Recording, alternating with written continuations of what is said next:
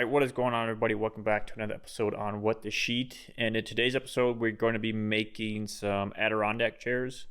So what I have on my little workbench here is the templates, and then over here on these two sawhorses is the materials.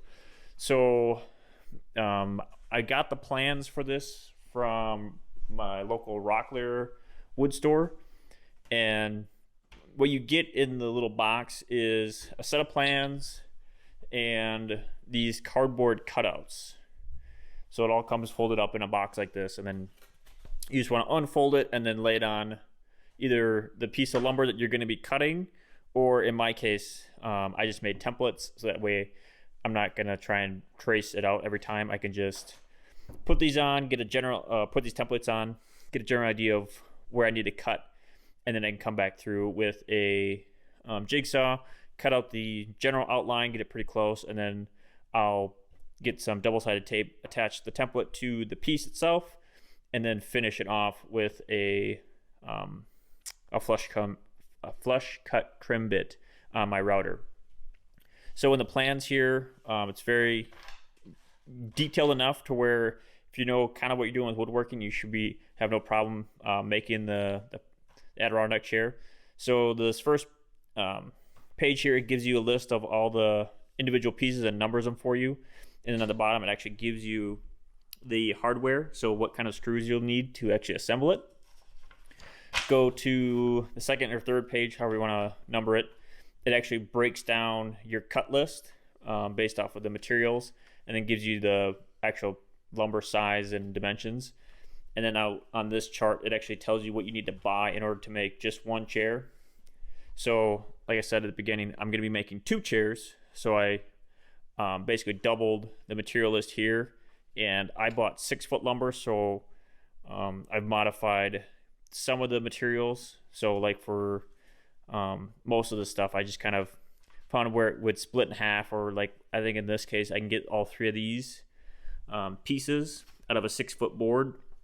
So I was able to just cut that and get two 6-footers, and I could make these out of the arm braces out of some other scrap that I have laying around, either like right here on this 2x8 or on the 2x4. So just knowing where you can kind of modify things, like for example, like I can't really fit 8-foot boards in my car right now, so buying 6-foot board works perfect with me. So just making those adjustments as needed.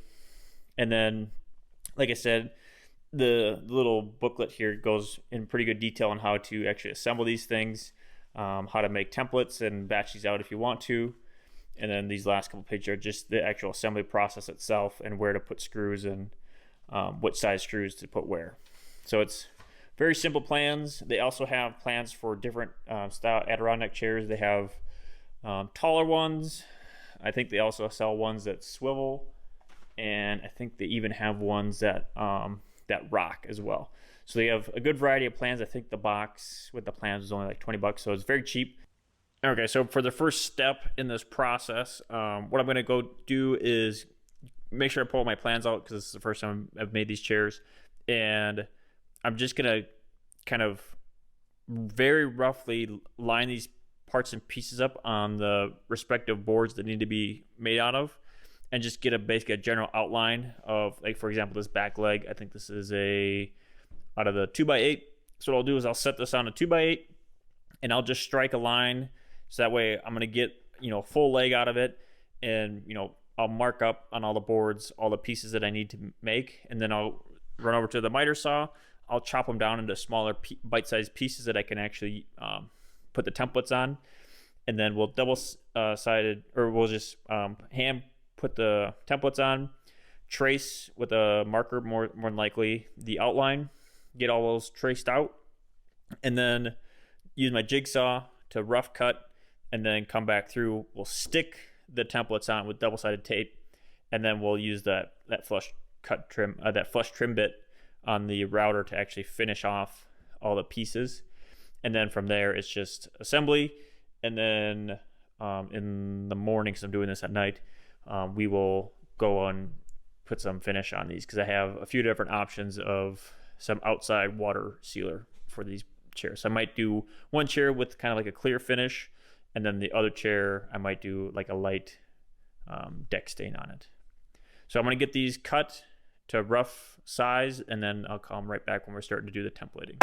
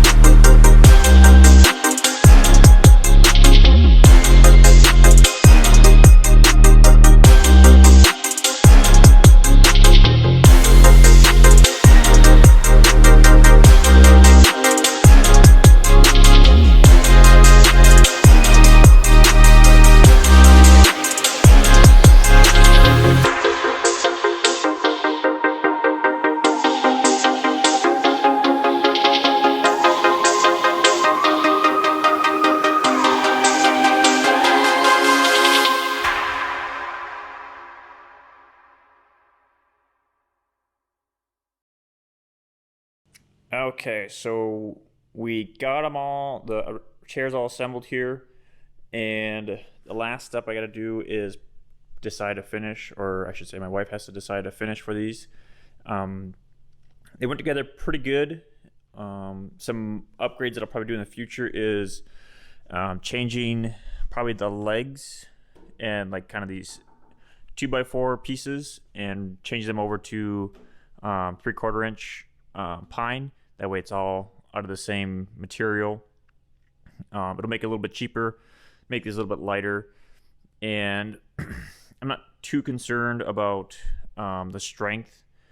Like the back pieces, there's no real reason for them to be made out of 2x4s, and these leg pieces, I think if I make them out of 3/4 inch pine, I shouldn't have a problem with that either.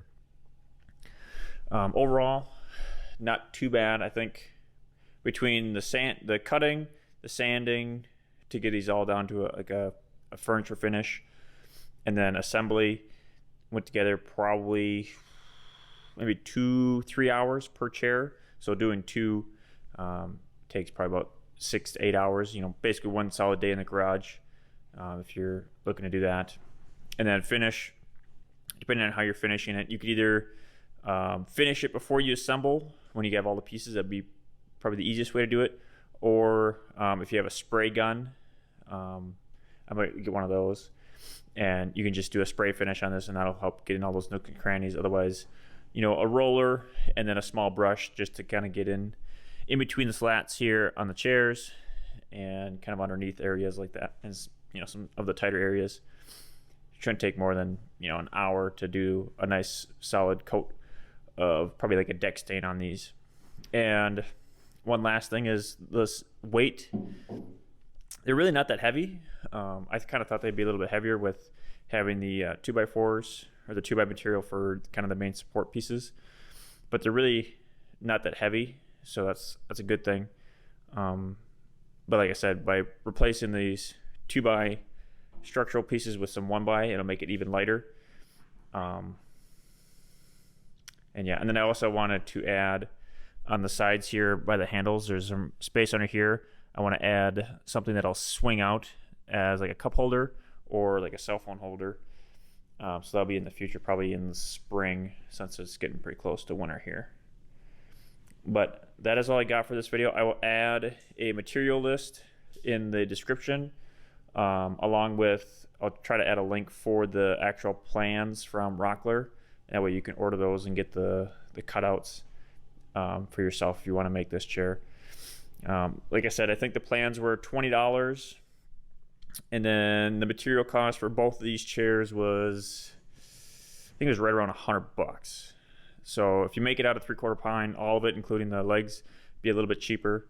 But even buying some 2x, like 2x8s and 2x6s, I think was and a 2x4, you know, buying those few bigger boards, it ended up not adding that much to the cost. So basically $50 a chair, and 3 or 4 hours of work time, so it's not too bad. But that is all I got for today's video. I will catch you guys in the next one. Peace.